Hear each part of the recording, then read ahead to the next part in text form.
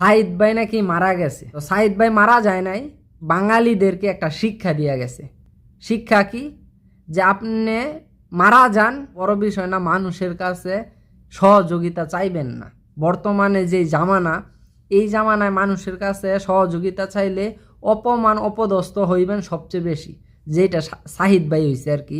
অনেকে বলতাছে সে 30 লাখ টাকা দিয়ে কি করছে, হিসাব দিত।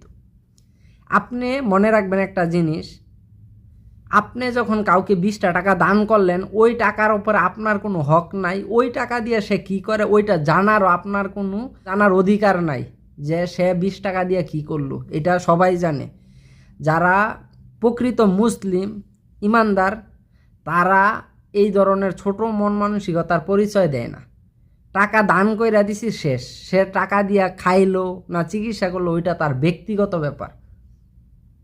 আপনি তার জন্য দান করার পরে আপনি যা করতে পারেন তার জন্য একটু দোয়া করতে পারেন, বা সর্বোচ্চ আপনি এর চেয়ে বেশি কিছু করলে আপনি ওনারে একটা বুঝ দিতে পারেন যে ভাই টাকাটা এইভাবে খরচ না কইরা আপনার ভালো চিকিৎসা করেন, আপনার ছেলে মেয়ের পাশে যাতে আপনি থাকতে পারেন। সারা জীবন তো মানুষ আপনার পাশে দাঁড়াইব না, এই ধরনের কিছু কথা বলতে পারেন। এর বাইরে আমার মনে হয় না এই যে ফালতু SMS টাকা খাইয়ে লাইছে, এই টাকার তো দরকার নাই, এত টাকা লাগেনি চিকিৎসা করতে। হ্যাঁ, তার 30 লাখে হয় না, তার আরও চাই আরও চাই, এইগুলা বলা ঠিক না মানুষে।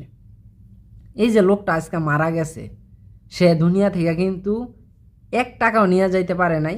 এই টাকা তুলতে যাইয়া কিন্তু ওনার চিকিৎসার মানে টাকা তো নাই, সব টাকা একত্র করে তো ওনার হাতে দিতে হইব। তো সব টাকা একত্র করে দিতে দিতে ওনার যেই মানে অসুখটা ছিল এটা বাইরে গেছে, এই জন্য হয়তো বাঁচে নাই। আর সত্যি কথা বলতে আল্লাহ তাআলা মানুষের হায়াত যতদিন রাখছে ততদিনই বাঁচবো, এটা আমরা সবাই জানি, এটাই আমরা বিশ্বাস করি।